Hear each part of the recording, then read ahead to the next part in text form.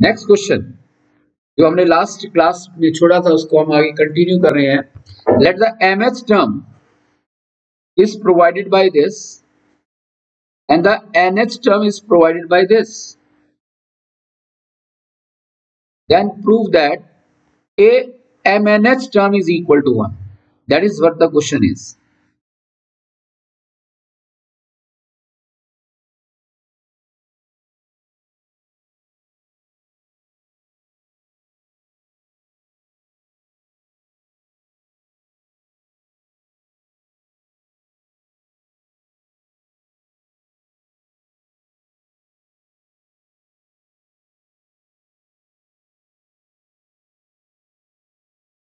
जो कॉन्फिडेंट है वो करेंगे, बाकी सबका फोकस यही होना चाहिए था, सॉरी यही होना चाहिए। यहाँ देखिए हमें प्रूव करना है mnth term is equal to 1, तो क्वाइट ऑब्वियस है ये एक एपी की बात हो रही है। लेट हम यहां पर लेके चलेंगे कि let cap small a be the first term and d is the common difference if you have the revision of the last class.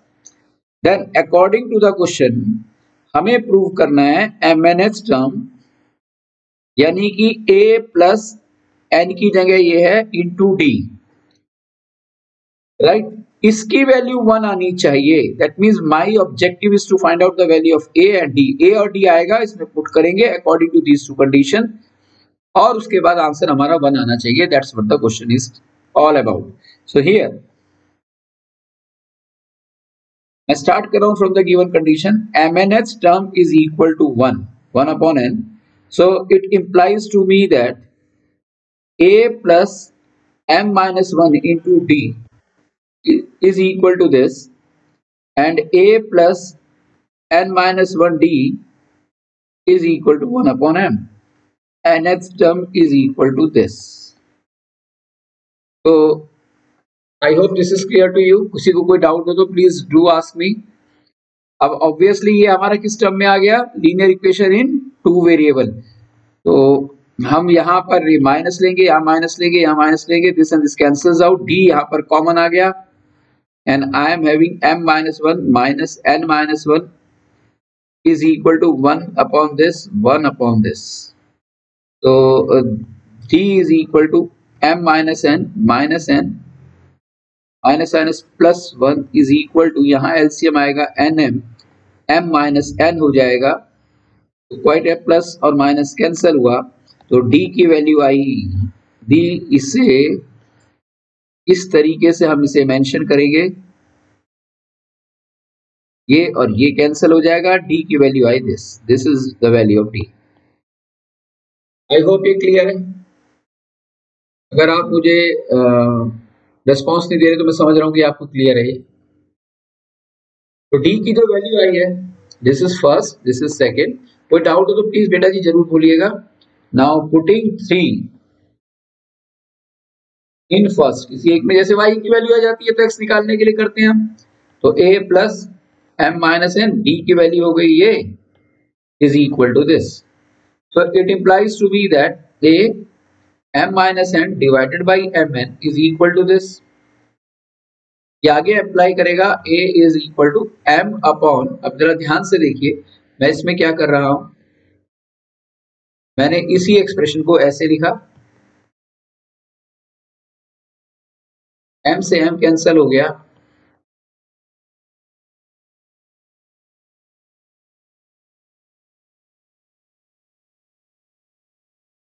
ये और ये कैंसिल तो इधर आके नेगेटिव हो जाएगा और ये जो माइनस वाला है उधर जाके पॉजिटिव हो गया, यानी कि a की वैल्यू भी वही आ गई।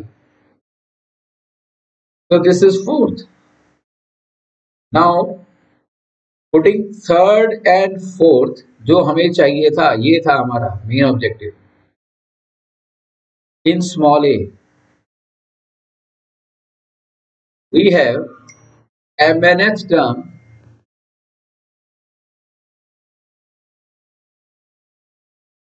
mnth टर्म a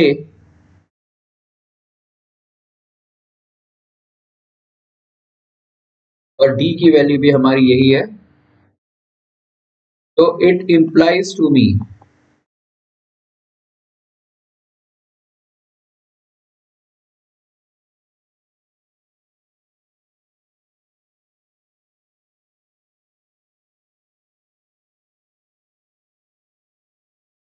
इसको मैं ऐसे लिख सकता हूँ, ये और ये कैंसिल हो गया, mn और mn कैंसिल हो गया, तो mnth की वैल्यू आ गई 1।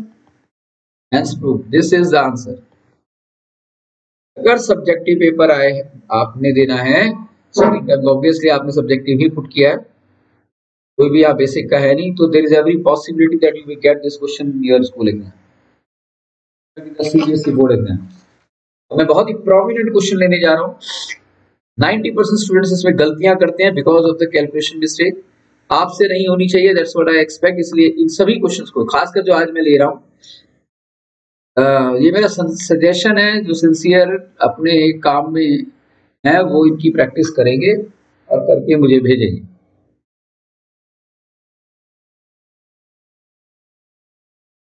आज की क्लास का हमारा पहला क्वेश्चन था। Now the second question of today's session is, अगर हमको ये गिवन है m in m times the mth term is equal to n times the nth term, then we need to prove m plus nth term is equal to 0. That is what we need to do.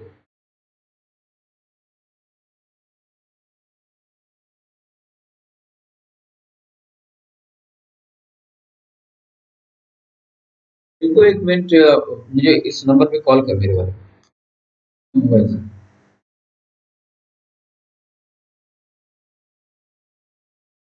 मैं रुका हूँ, उस question को आप करेंगे। Let me see how many of you will be able to do it. मैं कह सकता हूँ आज की क्लास का ये प्रोमिनेंट क्वेश्चन है और 5 नंबर की वेटेज में आएगा ये। मेरी वॉइस आ रही है? हेलो, मेरी वॉइस नहीं आ रही ना?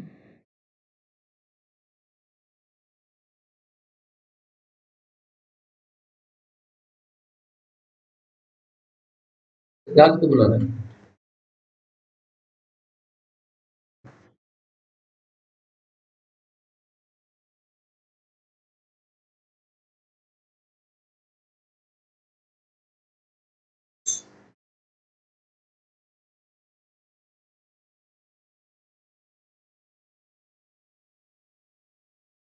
मैं अभी रुका हूँ, I am not doing this question. Let me सी।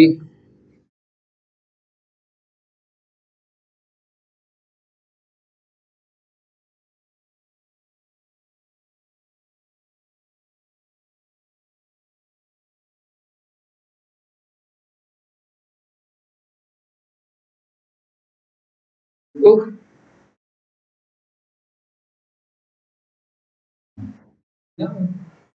बाकी कलर की ना थैली पड़ेगी दवाई की, मेरी वाली टेबल पर बोला, इसे देखो, से फोन करके ट्राई करके मेरी उसको लगा, किसी का फोन आ जाता है कि ना अटेंड किया, अभी मैंने कराया, नहीं हो पा रही, किसी का फोन आ जाए तो हम इसमें बात कर सकते हैं, क्लास में डिस्टर्ब नहीं कीजिए। इनको तुम फोन करो, देखो वो ऊपर से चला आया ना, ऊपर से बात कर लियो ना, जाके उसको गया, अरे अरे दवाई लानी है।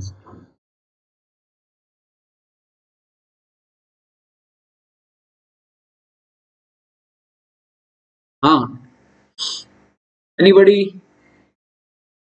तो नाइस टू यू आयुष, आपका भी कोई काम नहीं आया, अभिनंदन आपका भी कोई काम नहीं आया, ऋषिता आपका भी नहीं आया बेटा, सुकृति का मैसेज आया, बेटा आपने डिले क्यों किया, दैट इज नॉट गुड, आज ही आना चाहिए।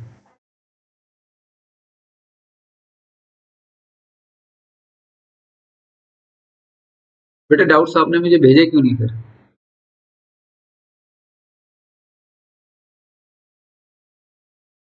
नहीं, ये तो अच्छा, इसमें लाइव में नहीं थी क्या आप मेरी एपी की अर्थमेटिक प्रोग्रेशन?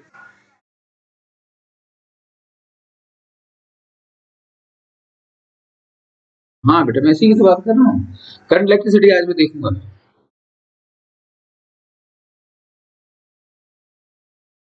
हाँ तो वही तो ठीक करना है।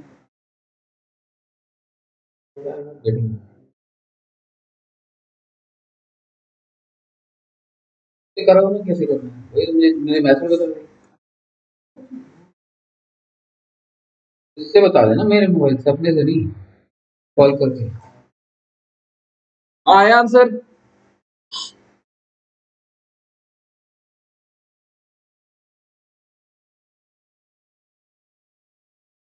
Last 1 minute.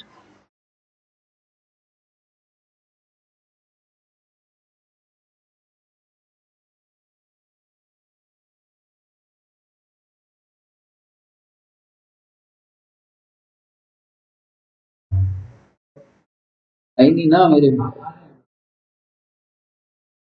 करके दिखाओ तो बात करिए। वो करेगा ना फोन मेरा। हाँ ये रख दे। तो anyone who is able to get the answer please यहाँ देखिए। हाँ आज क्या आ गया। हाँ हाँ बिल्कुल टेक योर टाइम।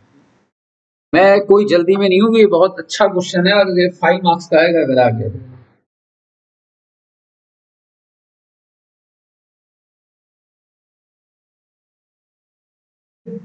नहीं नहीं काम की सूची देखो।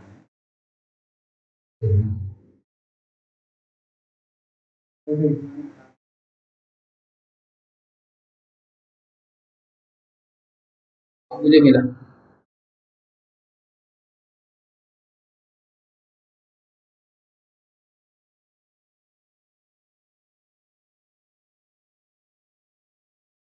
आ गया। हाँ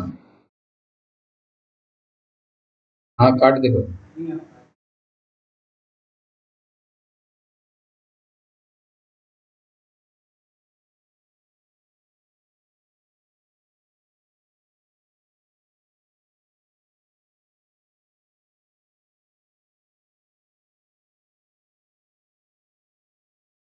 हेलो।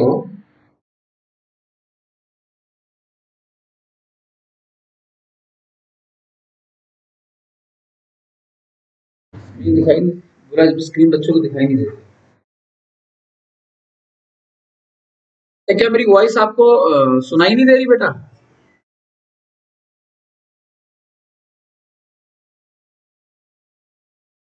ये सबको तो आ रही है, आपके नेट में प्रॉब्लम है। मेरी स्क्रीन दिखाई दे रही है आपको, मैं लिखता दिखाई दे रहा हूँ। बेटा आपके नेट में प्रॉब्लम है बेटा, इस चीज को देखो।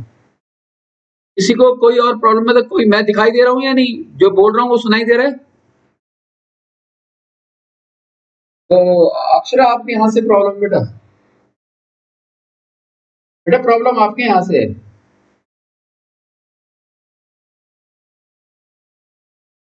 हेलो।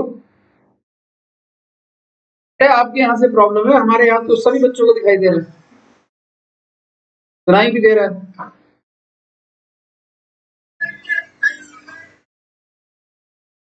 नहीं नहीं एक मिनट देखो ना, बात करो, यूट्यूब पर नहीं आना ना, यहीं से देखो बात करके देखो। हाँ भाई अब मैं बताने जा रहा हूँ जस्ट सीधा आंसर। That's great. देखो अब इसका आंसर कहां से स्टार्ट होगा। हमें प्रूव करना है m plus N term equal to 0। तो यानी कि n की जगह ये है, देखो इसके ऊपर जो मैंने स्लैश दिया ना, स्लैश का मतलब होता है bracket, it means like this, into d should be equal to 0, isn't it, ये प्रूव करना है राइट। हाँ हाँ हाँ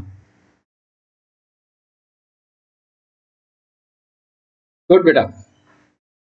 तो अब हमें जनरली में क्या कहता आया हूं कि हमें a और d की वैल्यू चाहिए, लेकिन अगर आप एक्सप्रेशन को ध्यान से देखें तो हमारे पास सिर्फ एक सिंगल एक्सप्रेशन है। And how will it be possible for us to find out the value of A and D. कहने का मतलब है लीनियर इक्वेशन टू वेरिएबल में दो इक्वेशन चाहिए होती है ना सॉल्व करने के लिए, एक्स और वाई। सिंगल की बात नहीं हो रही है तो सिंगल है, तो हम कैसे निकालेंगे प्लीज अब यहां देखिएगा। हियर हमें गिवन है this is equal to this, तो m टाइम मतलब m से मल्टीप्लाई किया, mx टर्म क्या होगा, m की जगह ये आ जाएगा n और a plus n minus 1 d, क्योंकि कैलकुलेशन बड़ी इसकी इंपॉर्टेंट है इसलिए ध्यान से देखना। ए को मैंने m से मल्टीप्लाई किया, फिर m minus N into M into D is equal to A N plus N N minus one into D. N को यहां इससे मल्टीप्लाई किया। अब मैं क्या कर रहा हूं, इस तरफ भी ए और इस तरफ का जो ए है इसे एक तरफ लेके आ रहा हूं। तो this is A M minus A N plus m into M minus one D. और ये पूरा का पूरा एक्सप्रेशन जो है इसको मैं लेफ्ट साइड में लेके जा रहा हूं, minus N N minus one into D. This should be equal to 0। तो this implies to me that यहां पर अगर आप देखेंगे तो a कॉमन आ गया, यहां आप देखेंगे तो d कॉमन है,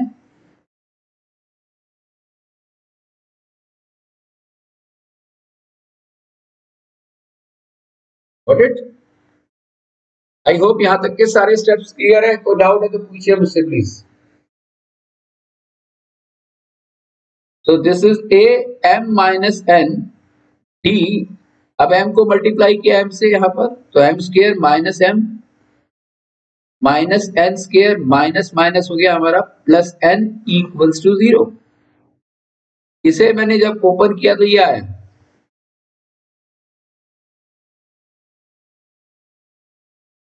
अब यहां m square minus N square को मैं एक साथ लिख रहा हूं और माइनस m प्लस n को एक साथ लिख रहा हूं।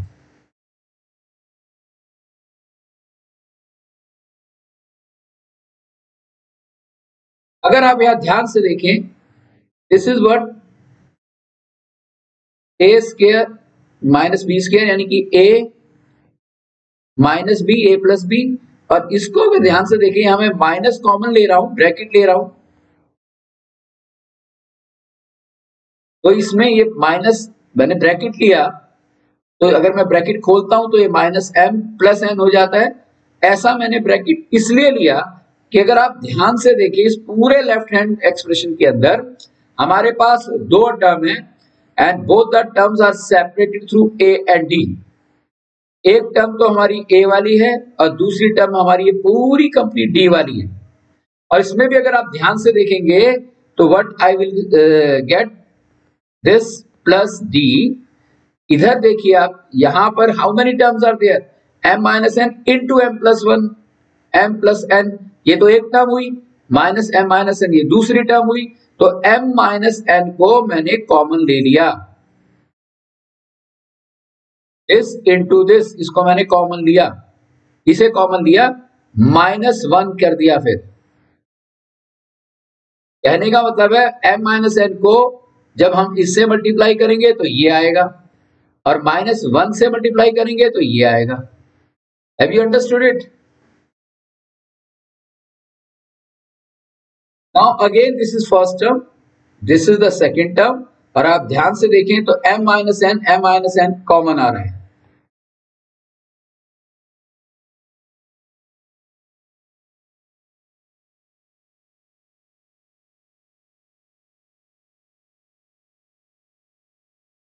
जरा देखिए a को मैं जब मल्टीप्लाई करूंगा m माइनस एन से तो ये आएगा। अब m माइनस एन को मैं यहां मल्टीप्लाई करूंगा तो this rest remains be the same. तो हमारे पास ये एक्सप्रेशन आया। अब इस एक्सप्रेशन में ये दिस इंटू दिस इज 0, इसका मतलब है m माइनस एन या तो 0 है और दिस साइन मीन्स और a plus D m plus N minus one is equal to 0। क्या ये 0 है? और यही तो हमें प्रूव करना था। What is this? This is m plus nth term which comes out to be 0।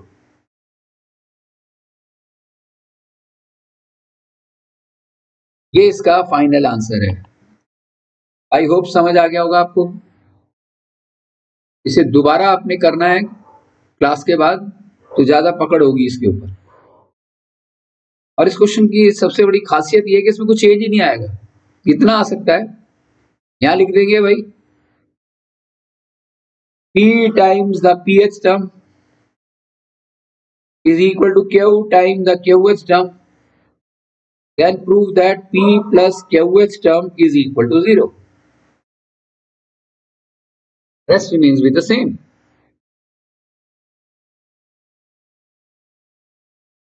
अगर ये क्लियर है तो ये होमवर्क है जो अगला क्वेश्चन दे रहा हूं मैं, कि 10 times the 10th term and 15 times the 15th term अगर है तो show that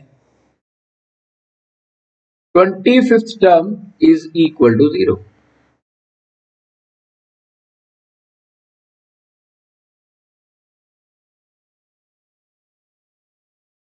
This is your homework and it becomes the third question of today's session. Now the fourth one. अगर pH term Q के equal है और QH term किसी PP में जिसके इक्वल है तो P प्लस QH term की वैल्यू 0 होगी. Prove it.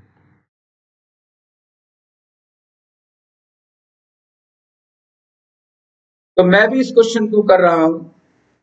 जो 100% कॉन्फिडेंट है वो तो इस क्वेश्चन को करें. रेस्ट सबका ध्यान यहां होना चाहिए.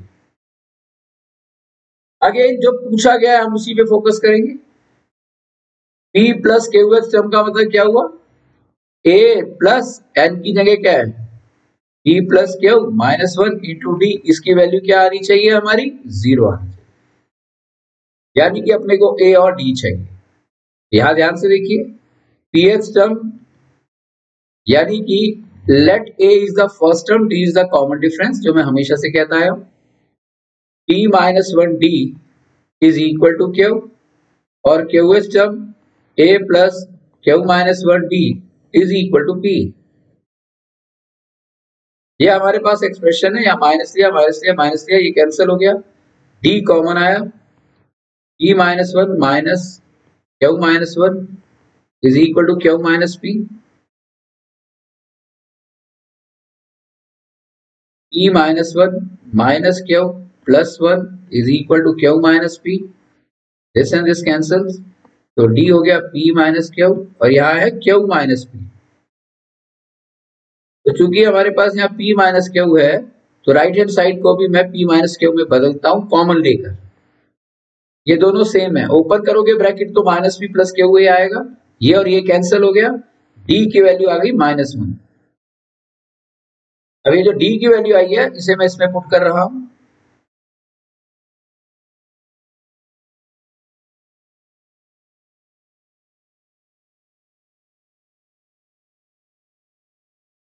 तो A की वैल्यू आई P प्लस Q माइनस 1. सब इधर चला गया राइट साइड में. तो हमारे पास A आ गया और D भी आ गया. नाउ हमें चाहिए P प्लस QH टर्म. तो उसके लिए हम A की वैल्यू को पुट करेंगे.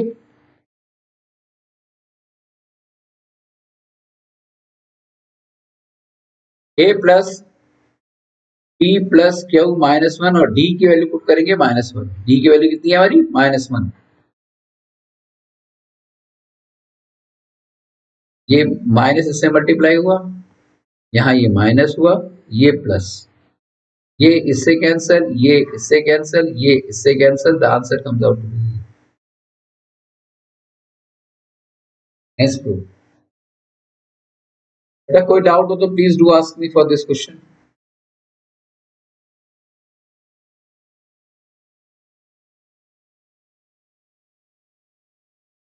Any doubt to it?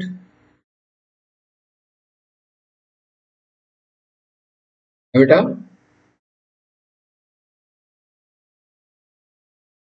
Eight. तो अब मैं आगे जा रहा हूं. ये कहना बड़ा मुश्किल है कौन सा क्वेश्चन ज्यादा इंपॉर्टेंट है.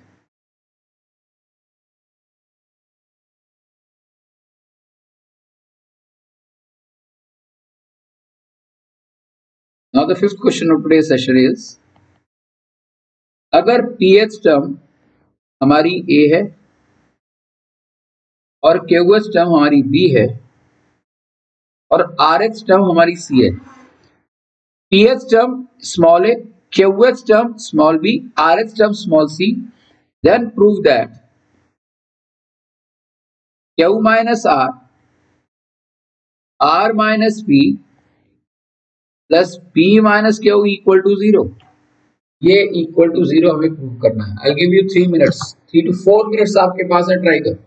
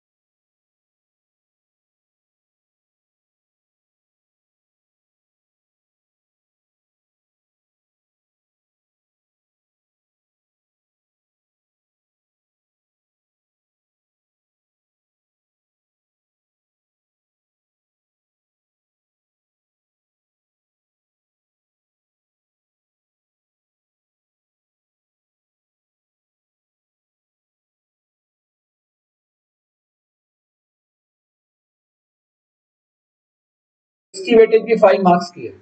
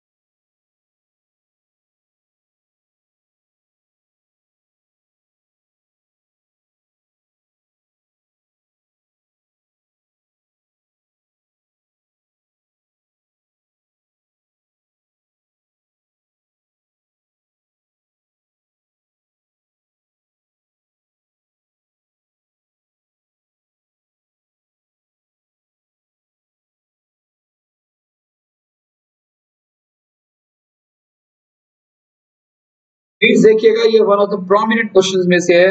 हमें करना क्या है, तो पीएच टर्म स्मॉल ए लिखा हुआ है, जबकि स्मॉल ए तो जनरली फर्स्ट टर्म होता है। अगर हम जनरल सिंबल की बात करें तो किसी भी एपी की फर्स्ट टर्म को हम स्मॉल ए से रिप्रेजेंट करते हैं, लेकिन यहाँ तो पीएच टर्म की वैल्यू स्मॉल ए है। तो हमें इस एपी के लिए क्या करना होगा, let capital A be the first term. हम अपनी जो साइन कन्वेंशन है उसे चेंज कर रहे हैं, and capital D is the common difference. क्योंकि ए कैपिटल लिया इसलिए डी भी कैपिटल ले लिया, is the common difference for the given AP.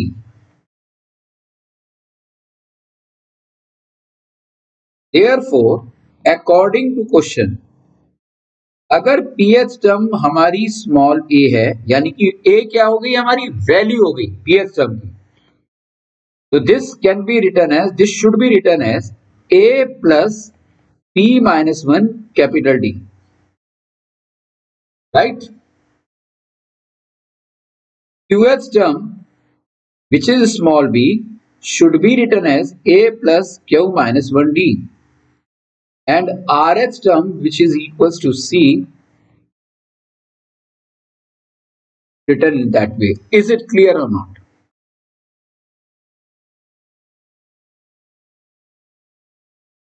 बेटा जी आप ध्यान से देखेंगे, बहुत ही इंटरेस्टिंग और बड़ा सिंपल क्वेश्चन है। आंसर इस क्वेश्चन का इस क्वेश्चन के अंदर ही छिपा हुआ है। अभी मैं आपको इसका हिंट दे रहा हूं कैसे एग्जीक्यूट करना है। ये हमको तीनों गिवन था, हमने सिंपली लिख दिया। अब जरा जो पूछा गया है उसके लेफ्ट साइड को देखना, क्या है, a किससे मल्टीप्लाई हो रहा है, Q माइनस आर से। तो यहाँ a इक्वल टू दिस है ना, b किससे मल्टीप्लाई हो रहा है, r माइनस p से, और c किससे मल्टीप्लाई हो रहा है, p माइनस q से। तो व्हाट आई विल डू, मान लिया ये फर्स्ट है, ये सेकंड है, ये थर्ड है, तो मैं करूंगा multiplying first, second and third, right, by first को मैं कर रहा हूं मल्टीप्लाई Q माइनस आर से, सेकंड को मैं मल्टीप्लाई कर रहा हूं R माइनस P से, और थर्ड को मैं मल्टीप्लाई कर रहा हूं P माइनस Q रेस्पेक्टिवली। यानी कि फर्स्ट को, यानी कि इसको मैंने मल्टीप्लाई किया Q माइनस R से। अगर मैंने लेफ्ट साइड में मल्टीप्लाई किया और बोथ द साइड्स, दोनों तरफ करना पड़ेगा ना मुझे, in order to maintain the neutrality of the equation.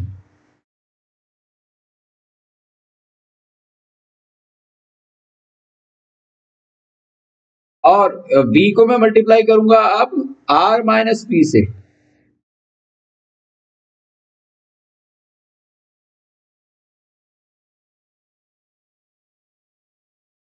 और c को मैं मल्टीप्लाई करूंगा p माइनस क्यू से।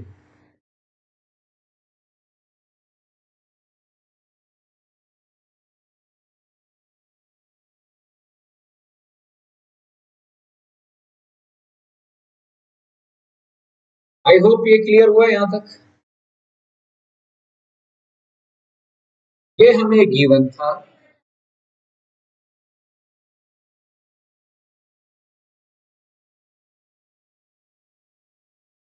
कॉम्प्लिकेट हो जाएगा। ये तो ज्यादा आसान है क्योंकि मैंने कुछ किया ही नहीं। जो गिवन था उस गिवन में मैंने क्वेश्चन के हिंट के अकॉर्डिंगली, क्वेश्चन में ही आंसर छिपा हुआ है ना, मैंने दोनों तरफ इसे मल्टीप्लाई कर दिया। तो यह मल्टीप्लाई कर कर हमारा फोर्थ, फिफ्थ और जो सिक्स्थ आया। अब आंसर कैसे निकलेगा, क्या है, यहां मल्टीप्लाई किया, अब इनको प्लस भी कर देंगे। क्वेश्चन से ही क्वेश्चन सॉल्व हो रहा है। Now adding fourth, fifth and sixth on both the sides. A Q minus R plus B R minus P plus C, यही तो चाहिए था हमें, is equal to what। अब अगर आप ध्यान से देखेंगे तो A मल्टीप्लाई हो रहा है इससे, ये Q माइनस आर ए से, कैपिटल ए से भी मल्टीप्लाई होगा, और Q minus are capital D से भी मल्टीप्लाई, इस वाले एक्सप्रेशन से भी हो रहा है। तो मैं सबसे पहले क्या करूंगा, यहां पर इसे मल्टीप्लाई कर रहा हूं, ऐड जब मैं करूंगा, ये तो ऐड कर दिया मैंने लेफ्ट साइड में, राइट साइड में ए को मैं एक तरफ ले रहा हूं,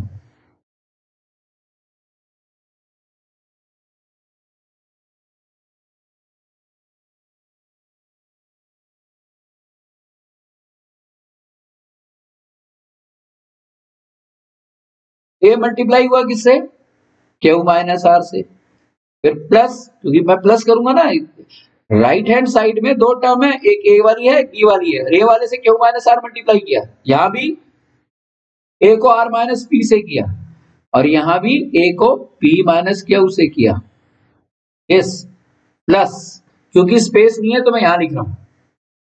अब Q माइनस आर को मैंने इस पूरे एक्सप्रेशन से मल्टीप्लाई किया, D D D D common ले लिया,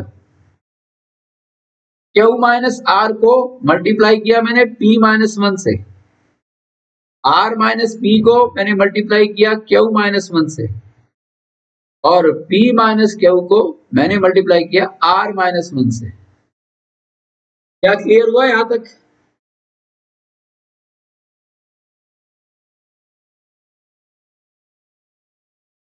देखो एक्सप्रेशन कॉम्प्लिकेटेड दिख रहा है, लेकिन अगर एग्जीक्यूशन क्लियर है तो एफर्टलेस हो रहा है। ये है मेरा लेफ्ट हैंड साइड जो मुझे प्रूव करना है।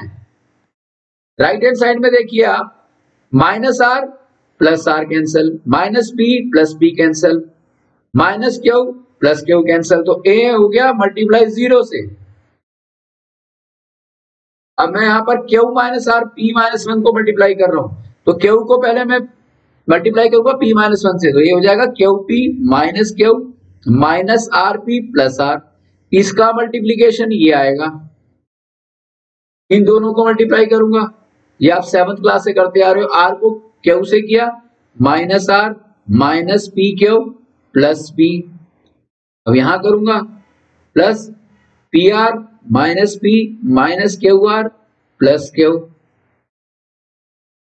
तो क्यू इसकी 5 मार्क्स की वेटेज आई थिंक से समझ आ रहा होगा आपको। सब कट जाएंगे, आप काट के देख लो। P Q plus P Q minus minus Q plus Q होगा, यहां देखो ये रहा, minus R P plus R P plus R minus R, R Q minus R Q, everything cancels out, plus p minus p, and hence a multiplied with 0 plus d also multiplied with 0 is equal to 0, which is equal to right hand side. Hence proved. This left hand side is equal to right hand side. 5 mark का question है ये। तो उम्मीद करता हूं समझ आ गया होगा आपको।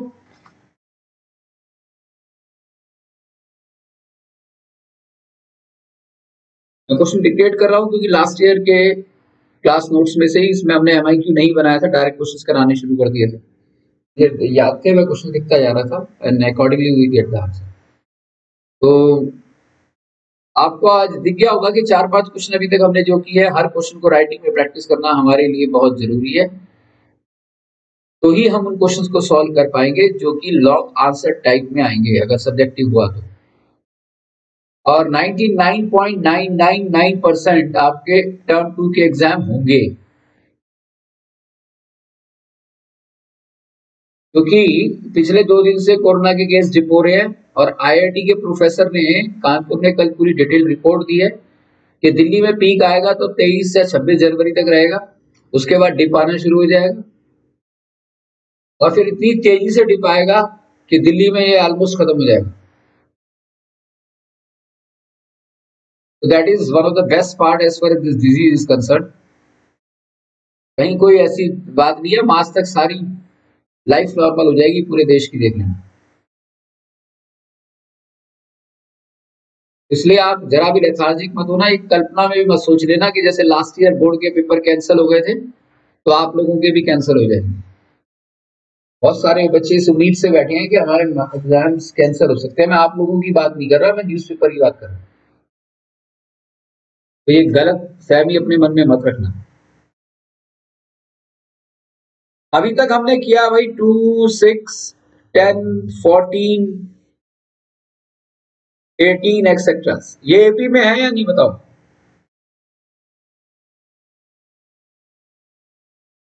What is the value of the 50th term अगर मैं आपसे पूछूं तो आप कहोगे सर 50 माइनस 1 यानी कि 49 इंटू 4 यानी कि 2 plus 49 into 4, I don't know कितना आंसर आया इसका, 198। अब मैं इंटरेस्टिंग क्वेश्चन पूछता हूं कि what is it's 38th term from the last, पीछे से, मतलब ये तो आगे से आपने बता दिया, अब पीछे कोई ना कोई तो इसकी एंड वैल्यू होगी अगर इनकेस है तो। और वो कहने का मतलब मेरा ये है कि अगर आपको क्वेश्चन ऐसे दे दिया, मान लिया इसकी एंड में 94 ले लेता हूं, 94 डिविजिबल बाय 2 है, right. What is the 15th term देते हैं यहां पर फ्रॉम द लास्ट। अब मैं कहूं आपसे the 5th term from the beginning है 18, लास्ट से 15th टर्म कौन सी है निकालना है। शुरू में अगर निकालने के लिए कहता तो आप कर देते 2 + 14 × 4, 58 आंसर आ गया ना। लेकिन अब मेरा क्वेश्चन है what is the 15th term from the last, last से, लास्ट मतलब 94। तो प्लीज देखिएगा जरा यहां पर 2, 6, 10, 14, 18, लास्ट 94 गिवन है ना, मतलब ये भी यहां 94 पे खत्म हो रहा है, तो पिछली क्या होगी 90, फिर क्या होगी 86। तो क्या हम यूं ही करते फिरेंगे, हमारे पास में टाइम है, बोलो we will do like this, तो we should not do like this. तो हमें करना क्या है, अब मैं आपको यह बताना चाह रहा था कि nth term from the beginning का फार्मूला होता है ये,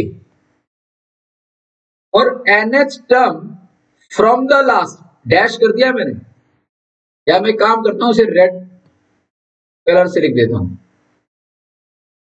nth term from the last का फॉर्मूला होता है a + n-1 इंटू डी। अब a तो फर्स्ट टर्म है फ्रॉम द बिगिनिंग, तो last term from the last क्या होनी चाहिए, a को हटाऊंगा, लास्ट टर्म l लूंगा, और यहां प्लस है, यहां प्लस नहीं आएगा, यहां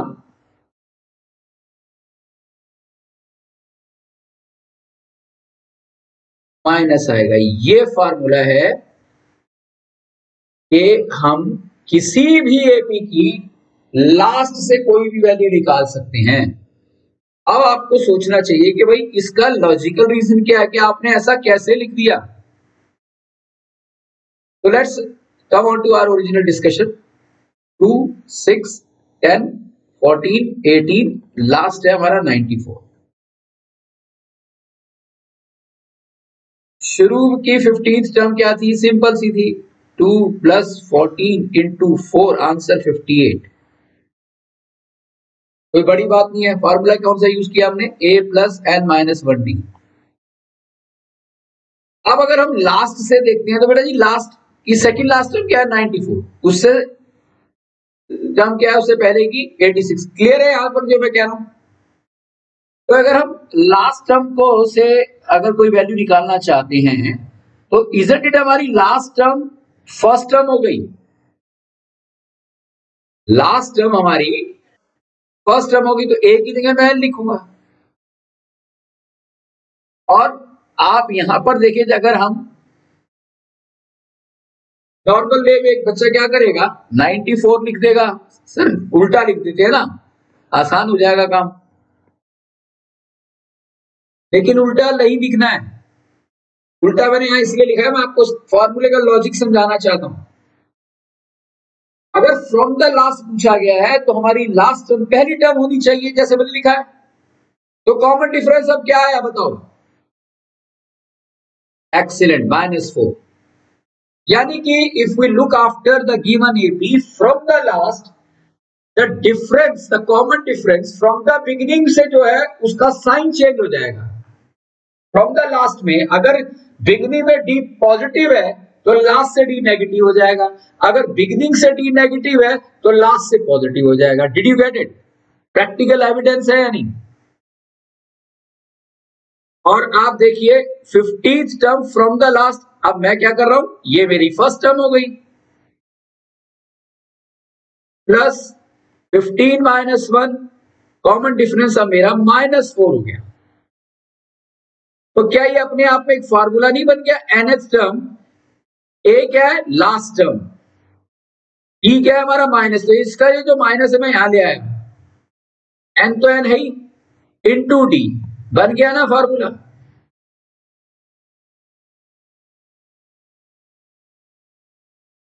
बोलिए बेटा। नहीं, आप सिर्फ सिंपली ये करेंगे कि जब आप किसी भी एपी को लास्ट से निकालने वाली वैल्यू है, तो आप जो फार्मूला हमारा ये होता है, इसके प्लस को माइनस कर देंगे, ए को एल कर देंगे और डी एज इट इज रखेंगे। वो ऑटोमेटिकली डी का साइन चेंज हो गया।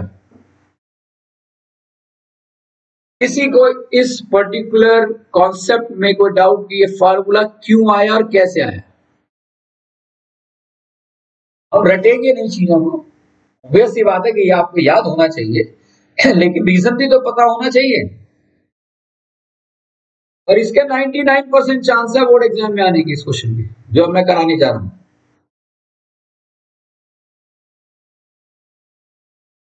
तो अगर इसी एपी की बात करें और आपसे ये पूछता है कि what is the 15th term from the last, तो आप करेंगे सिंपल 15, लास्ट टर्म हो गई हमारी 94, मैंने कहा ना, माइनस लेंगे 15 माइनस 1 लेंगे और डी की वैल्यू को सिंपली 4 लिखेंगे। ये प्लस है माइनस क्यों हुआ मैंने यहां पर क्लियर कर दिया, तो स्टैंडर्ड फॉर्मूला बना दिया। अब ये क्या हो गया बेटा जी? 94 माइनस 14 इंटू 4, तो 94 माइनस 56, राइट। तो आंसर कितना आ गया हमारा? 8। The 15th term from the last for this given AP is this.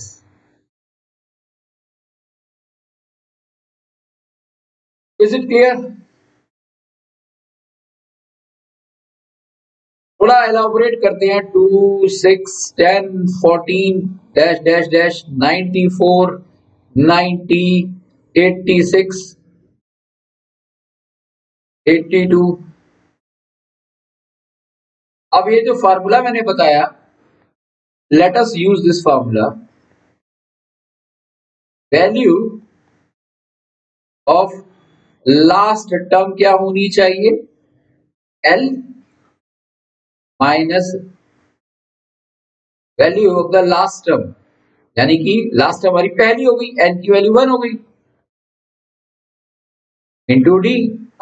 1 minus 1 0, 0 into D 0, यानी कि value of the last term which is basically the first term from the last is L और not? Value of the second last term, second term from the last, L minus 2 minus 1 into D is L minus D. देख लो ये L minus D है या नहीं? 94 minus D, D कितना हमारा 4 आ गया ना 90। Then value of third term from the last, L minus 3 minus 1D. तो L minus 2D। और इसी तरीके से value of the nth term from the last, L minus n minus 1 into D। Hence this is the other way। ये मैंने आपको कुछ अलग ढंग से समझाने की कोशिश की है कि nth term from the last is this. तो मैंने आपको दोनों तरीके से एक एग्जाम्पल लेकर, एक लॉजिक लेकर आपके सामने इस बात को क्लियर कर दिया। तो आई होप ये बात आपको क्लियर है। आगे बढ़े।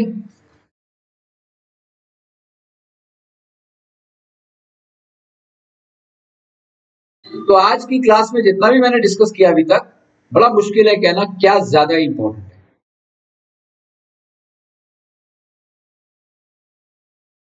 अब हम अर्थमेटिक प्रोग्रेशन के अंदर ही अर्थमेटिक मीन को जानना चाहते हैं। अरिथमेटिक मीन का मतलब क्या होता है? देखो, ये एक एपी है, ये भी एक एपी है। मान लिया कि हमारे पास ए, कैपिटल ए, अर्थमेटिक बी को हम कैपिटल ए से रिप्रेजेंट करते हैं, और बी, ये तीन टर्म है और ये तीनों एपी में है, आर इन एपी, ये तीनों एपी में है। तो कैसे, क्या खासियत होगी एपी में होगी, कौन बताएगा?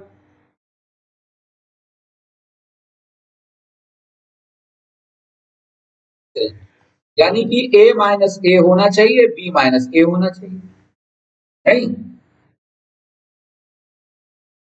और ये माइनस ए माइनस इधर आके प्लस हो गया तो ये 2a हो गया, और ये माइनस स्मॉल ए इधर जाके हो गया a प्लस बी। तो अर्थमेटिक मीन का फॉर्मूला क्या आ गया? Arithmetic mean is the average of first and third term for the given AP, is an average of first and third term for the given AP, right or not?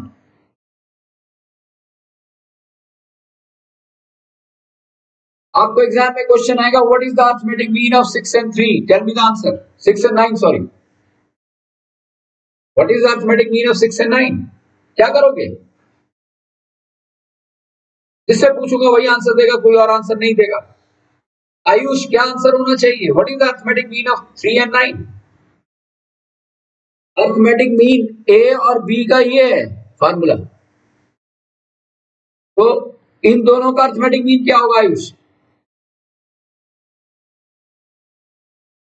अभिनंदन, क्या होगा?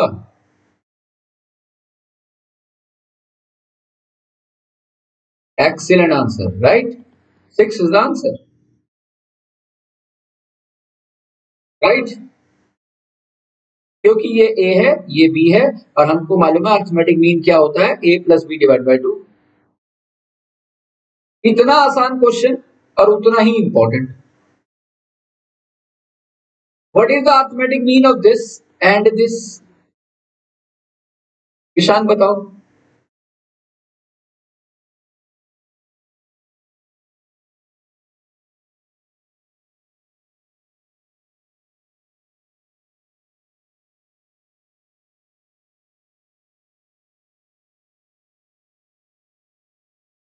a minus B and a plus B, बेटा इसका arithmetic mean क्या होगा?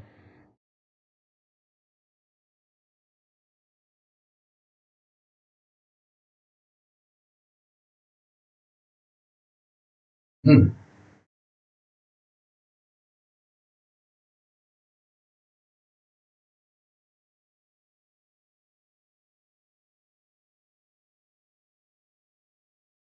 6 and 12,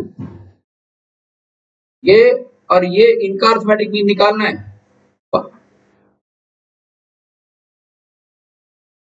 क्या होगा इसका ये दोनों को लेके जाएगा, सिद्धार्थ को चेक करेंगे वैसे ना, कहीं वॉइस आवाज आ रही है।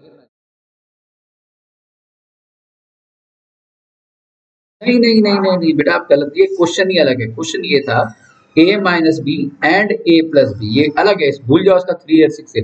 इन दोनों का अर्थमेटिक मीन, एक्सीलेंट, यानी कि this plus this.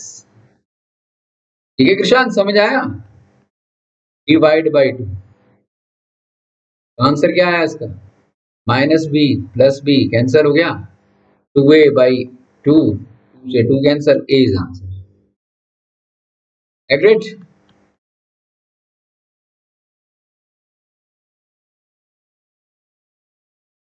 I hope सभी को समझ आ रहा है।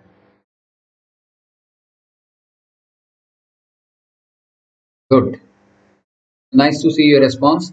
अब जो मैं क्वेश्चन कराने जा रहा हूं, अगेन इसके चांसेस 99%। लिखो,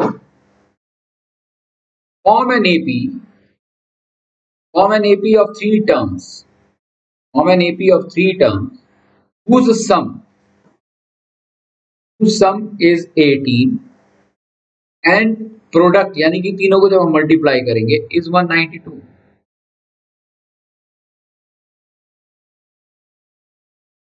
192 बेटा,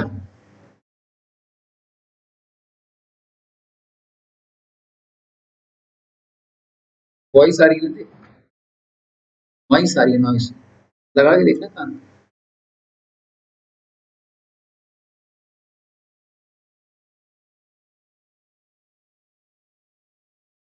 भाई हमें एक एपी की 3 टर्म बतानी है जिनका सम 18 है, यानी कि वो तीनों टीम पक्का एपी में है, ये तो गिवन है भाई क्वेश्चन में।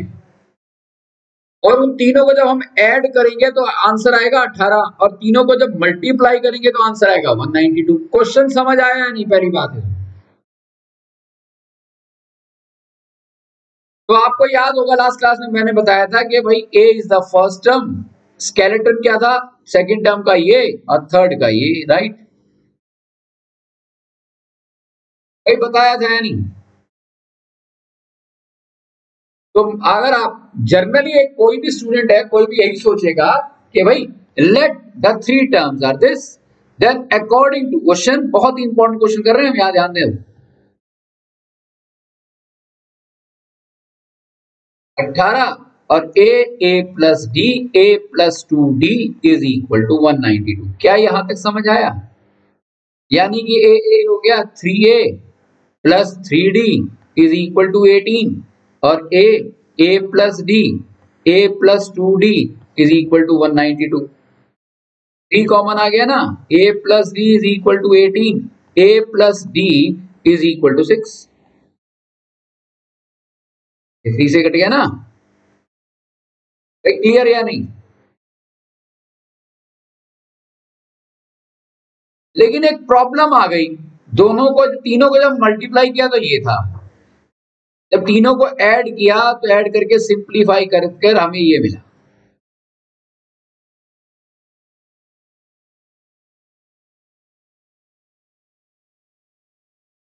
अब प्रॉब्लम क्या आई, गड़ी ठीक है, ऐसा है कुछ, ले से बंद करके रखते हैं, फिर उसको मोड करो देना, इसको भी ले जाओ, नॉर्मल भी तो करते हैं बस। जरा ध्यान से देखो, एक इक्वेशन ये, एक इक्वेशन ये, और एपी फाइंड आउट करने के लिए ए और डी चाहिए। कि एक कम्बर समझाओगे ना, ए लिखूंगा मैं 6 माइनस, ए लिखूंगा 6 माइनस डी। अब जहां जाए यहाँ ये पुट करूंगा, बड़ा कैलकुलेटेड रिस्क हो गया, बड़ा लंबा इसके अंदर हमारी कैलकुलेशन जा सकती है। मैं आपको एक आसान तरीका बता रहा हूं कि अगर क्वेश्चन आपको आया हुआ है find 3 terms of the AP whose sum is 18 and product is 192, तो क्या करना? जब आपसे किसी एपी की 3 टर्म के बारे में पूछा जाए, बार बार रिपीट कर रहा हूं, किसी एपी की 3 टर्म के बारे में पूछा जाए जिसका सम 18 हो और तीनों को जब हम मल्टीप्लाई करें तो आंसर 192 आए, तो आप एज्यूम करेंगे let the 3 AP are A minus D, A plus D, रट लेना है इस बात को, A minus D, A plus D. मेरा आपसे नॉर्मल सा क्वेश्चन है, क्या ये तीनों एपी में है या नहीं? भाई ए माइनस डी करो और A plus D minus A करो, डी सेम ही आएगा या नहीं आएगा? D equal to D.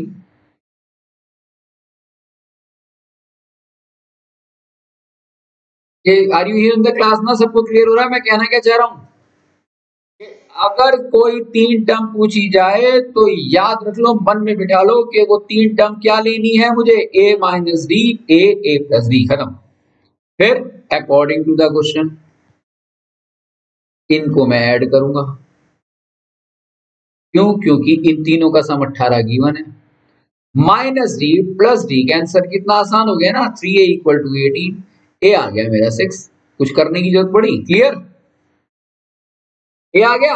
अब तीनों को मल्टीप्लाई कर अब मैं अगर इन तीनों को मल्टीप्लाई करूं तो सम, तो प्रोडक्ट आना चाहिए 192।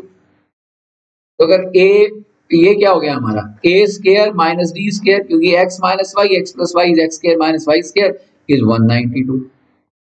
अब ए की वैल्यू 6 पुट कर दो यहाँ, यहाँ 6 पुट करोगे 36 हो जाएगा 192, राइट। अब 36 minus D square 192 divided by 6 कर दो, ये हो गया 34।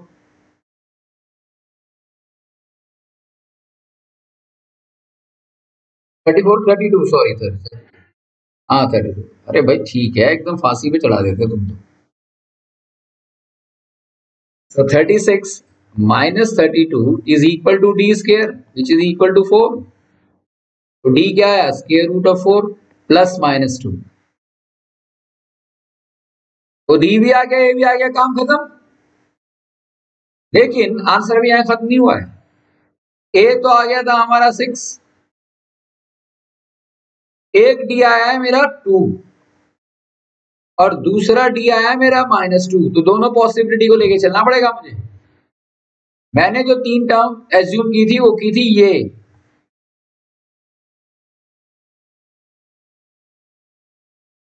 तो मैं यहां पर 6 पुट करूंगा, -2 करूंगा तो 4 हो जाएगा, 6 हो जाएगा और 8 हो जाएगा। यहां पुट करूंगा तो मैं 6 माइनस -2 फिर 6 फिर 6 -2, तो यहां हो जाएगा 8 6 एंड 4। यानी कि आंसर ये भी है या ये, एक ही बात है, इज द आंसर। क्लियर और नोट? यानी कि वो जो 3 टर्म जो कि एपी में होनी चाहिए वो ये है।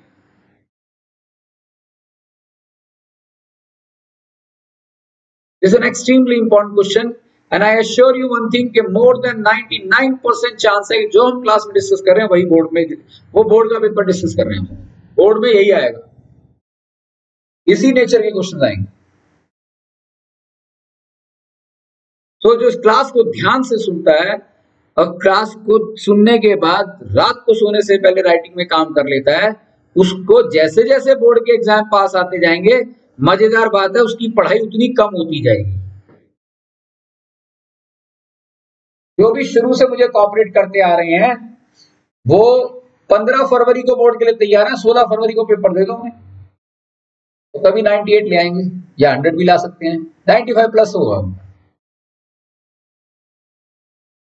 अब पता लगता है कि एग्जाम पास आते हैं 15 फरवरी के बाद ज्यादा बुखार तेज होगा पढ़ने का, घंटों बैठेंगे, किताबें खोलेंगे, यहां से ये डाउट वहां से वो डाउट, और डाउट वो वाले लेकर आओगे आप जो डाउट आपके बहुत पहले ही दूर हो जाने चाहिए थे, क्योंकि सब प्रैक्टिस की नहीं राइटिंग में, भूल गए सब कुछ। टीचर का काम कितना टफ हो जाता है, इतने सारे क्वेश्चन होते हैं और एंड में अगर आप डाउट्स लेकर आते हो और अगर उसने कॉपरेट नहीं किया तो सारे का सारा ठीक रहा उसी के सर पे फोड़ दिया जाता है कि भाई इन्होंने कॉपरेट नहीं किया। इसलिए मैंने पढ़ाना बिल्कुल, अब पढ़ाने के कोई चार्ज ही नहीं रखे हैं मैंने। I don't want to take any responsibility, जो भी है अब हमारा सिर्फ टेस्ट के चार्जेस हैं। Test is everything now, that's why I am putting up my all classes on the YouTube।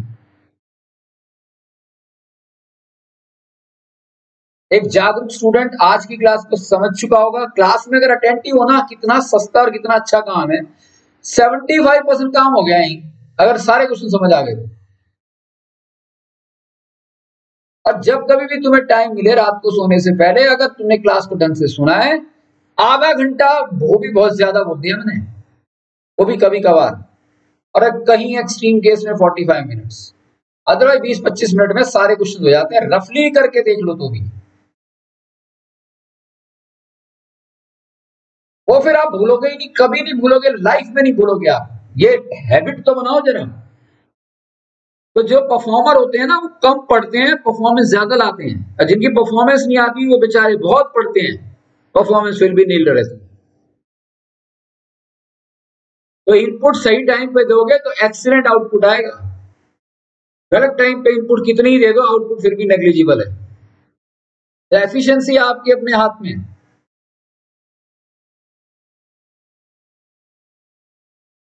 तो आपको क्वेश्चन अगर इस टाइप का आएगा तो यही आएगा, find the three terms of the AP whose sum is something and product is something.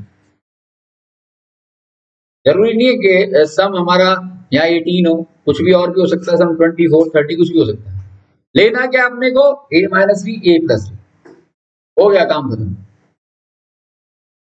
अगर कुछ ऐसा हुआ कि खुदा ना खास्ता अगर क्वेश्चन ये आ गया फाइंड फोर टर्म्स, तो आपको वो फोर टर्म ये एज्यूम करनी है।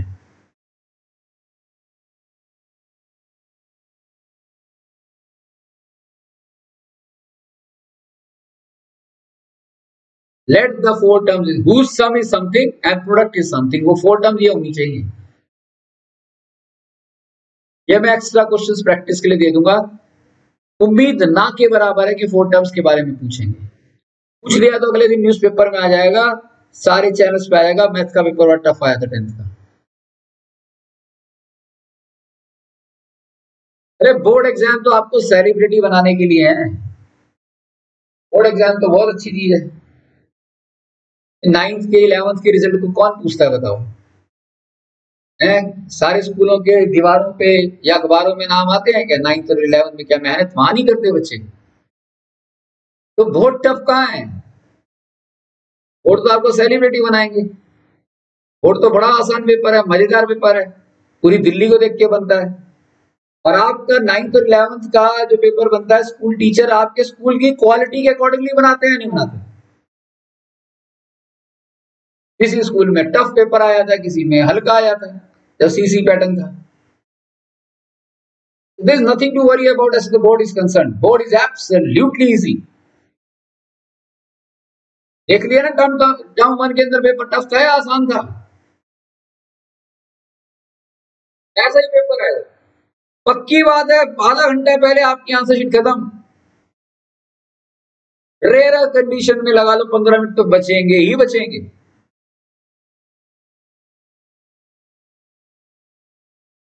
तो आपको जो है इस चीज का फोबिया नहीं रखना कि मैं कोई बोर्ड का पेपर देने जा रहा हूं। What is an fantastic thing.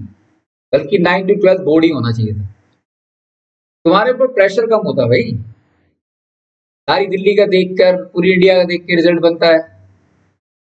वो गलत कह रहा हूं तो सोच लो अपने आप, अगर मैं गलत कह रहा हूं तो।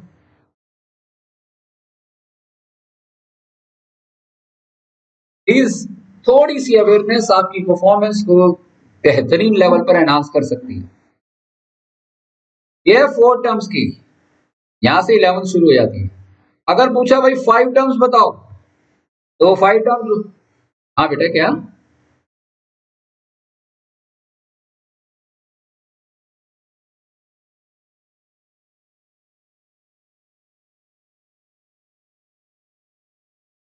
नहीं नहीं, जरूरी नहीं है, जरूरी नहीं है, ना ना ना ना ना, इट्स नॉट। वो एपी होना चाहिए, कंसेक्यूटिव हो ना, उससे कोई फर्क नहीं पड़ता, एपी होना चाहिए बस।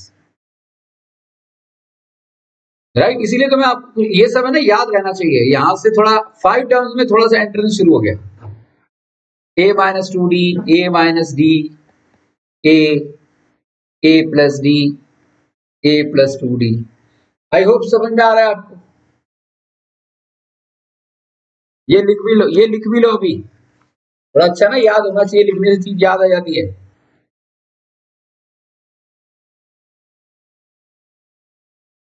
फिर मैं क्वेश्चन की तरफ जाऊंगा नेक्स्ट।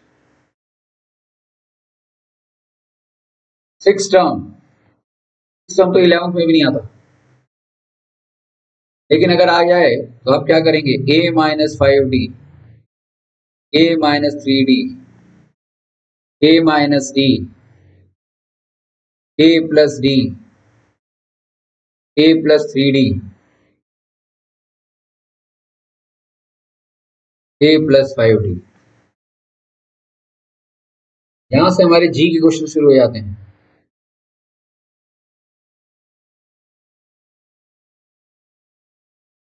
तो this is more than enough.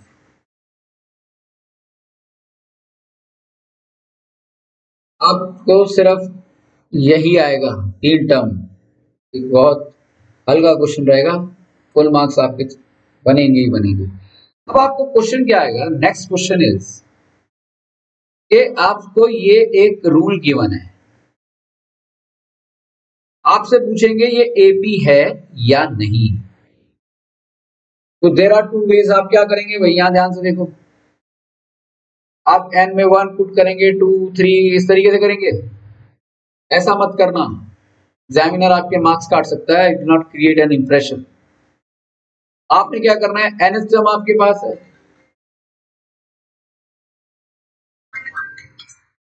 Hello Siddharth, line में क्यों नहीं आया बेटा?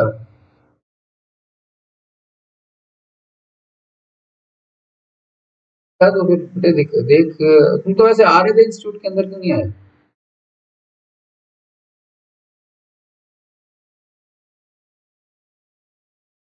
तो वैक्सीन लगवाई है, फिर तो भाई कल भी मत निकलना कहीं, ठीक है? कोई बात नहीं बेटा, अभी क्लास सुनाई तो दे रही होगी ना, मैं सेशन दे रहा हूँ, ज्यादा बात नहीं करूंगा, है?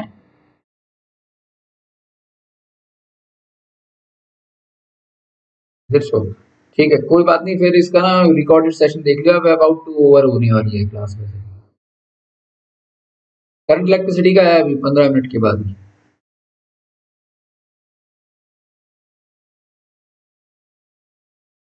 अब अगर इसे ध्यान से देखें आप,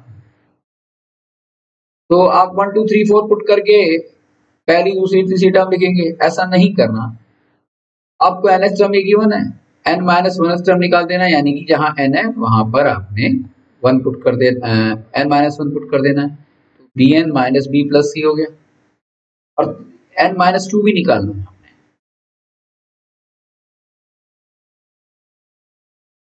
कोई बताएगा ये एन माइनस टू भी क्यों निकाले, ये तीनों मैंने क्यों निकाले, ये दोनों क्यों निकाले?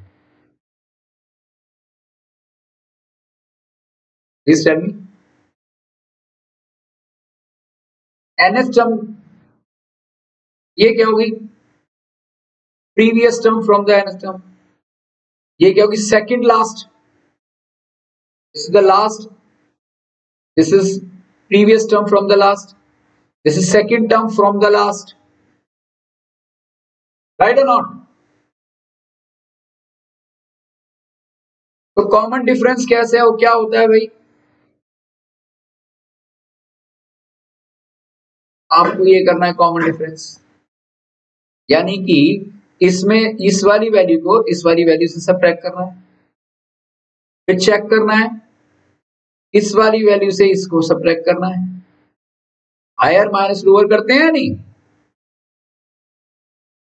अगर यहाँ का की वैल्यू और यहाँ की वैल्यू सेम आ गई तो ये एपी में है, अदरवाइज नहीं।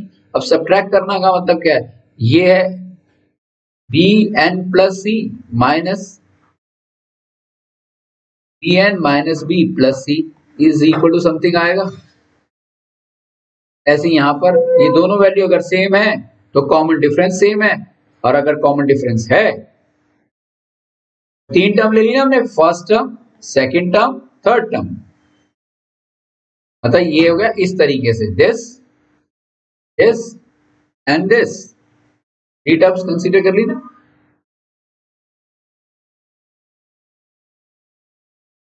Hence in that way we get the answer, right? तो ये आपका होमवर्क है, ये आप खुद करेंगे।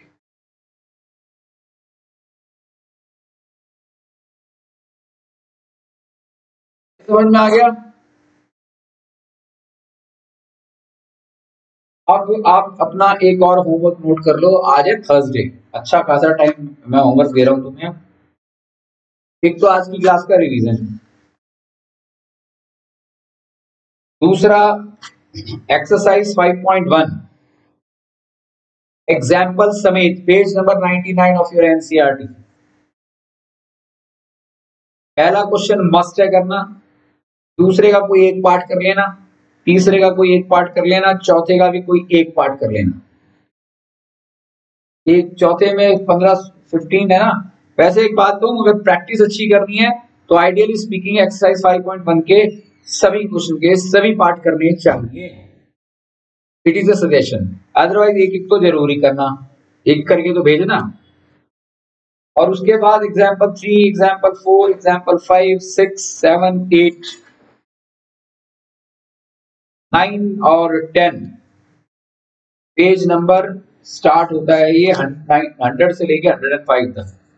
फिर एक्सरसाइज 5.2 1 से लेके 20 तक, 1 से लेके 20 तक के क्वेश्चन सारे कवर करने हैं। और आपके पास टाइम है फ्राइडे, सैटरडे, संडे और मंडे, और ट्यूसडे को आप 3 बजे तक इस सारे काम को करके भेज सकते हैं। जैसे जैसे आप ट्यूसडे है तो फिर तो और भी बढ़िया होगा, मैं थर्सडे समझ रहा था इनफैक्ट। तो फिर एक काम करना, ठीक है मैं आपको 1 हफ्ते का टाइम दे रहा हूँ, नेक्स्ट ट्यूसडे तक एनसीईआरटी को करने के। ये जो मैंने 2 एक्सरसाइज है बेटा जी, हाँ एक्सरसाइज मैंने बताया ना 10.1 10.2 एनसीईआरटी की। यस, क्या पूछ रहे थे रिश्ता, आप दोबारा बोलो।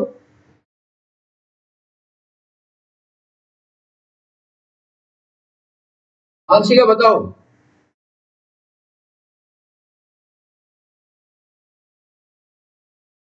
यस है, सारे एग्जाम्पल्स करने हैं, और मैं आप पे कोई लोड नहीं डाल रहा, कोई बर्डन नहीं डाल रहा। आज ट्यूसडे है तो इसे नेक्स्ट ट्यूसडे तक करके भेजना है। नेक्स्ट ट्यूसडे तक तो बड़े आराम से हो सकते हैं, राइट। 95% क्वेश्चन हो जाएंगे। कहीं कोई डाउट हो तो जैसे जैसे करते जा रहे हो मुझे भेजते जाना। ज्यादा मोस्ट कॉमन डाउट को तो मैं क्लास में ले लूंगा, और अनकॉमन डाउट को जो है क्वाइट ऑब्वियस है उस केस के अंदर मैं अलग से ही बता दूंगा। जैसे मान लिया क्वेश्चन सिर्फ जो है अक्षरा का ही डाउट है बस, और किसी का है ही नहीं, तो मैं अक्षरा को अलग से बता दूंगा। लेकिन एक क्वेश्चन ऐसा है जो कि 5-6 स्टूडेंट्स का डाउट है, उसे क्लास में लूंगा फिर, जिससे सभी के टाइम का प्रॉपर यूज हो सके, राइट। तो इस तरीके से आपके पास इन 2 एक्सरसाइज को करने का 1 हफ्ते का टाइम है। थर्सडे को हम इस टॉपिक के नेक्स्ट फेज की तरफ जाएंगे, सम ऑफ एंड टर्म्स की तरफ, राइट। कुछ एक्स्ट्रा क्वेश्चन मैंने यहाँ कराए हैं, कुछ एक्स्ट्रा क्वेश्चन मैं आगे आपको टेस्ट की फॉर्मेट के रूप में देता भी रहूंगा। कुछ नहीं कराया बेटा जी, मैंने एक्सरसाइज 10.1 एक्सरसाइज 10.2 घर से कंप्लीट करने के लिए नेक्स्ट ट्यूसडे तक की डेट दी है। हाँ, जो एपी की पहली 2 एक्सरसाइज है, सम ऑफ एंड टर्म से पहले की जितनी भी, ये आपको खुद से कवर करना है, एंड होपफुली आप कर लेंगे, ये मैं एक्सपेक्ट करके चल रहा हूँ। और उसको फिर अपना पीडीएफ में डाल देंगे, उसमें बैच में आप डाल देंगे जो आपका बैच का बना हुआ है। अब मैं क्या करने वाला हूँ, जब ध्यान से सुनिए। I was suppose to start with the magnetic effect of current, लेकिन वो मैं भी नहीं कर रहा क्योंकि मुझे भागने, हमारा सिलेबस बहुत अच्छी स्पीड पे चल रहा है। तो कुछ स्टूडेंट्स को अगर करंट इलेक्ट्रिसिटी में डाउट है, कॉन्सेप्चुअल डाउट है, मैंने कल ही ये नोट डाल दिया था, जैसे ऋषिता ने अपनी एक प्रॉब्लम मुझे कन्वे की थी, या किसी और का भी कुछ और जो नए स्टूडेंट्स ने भी ज्वाइन किया हुआ है, तो वो स्टूडेंट्स अब साइंस की क्लास को अटेंड कर लेंगे।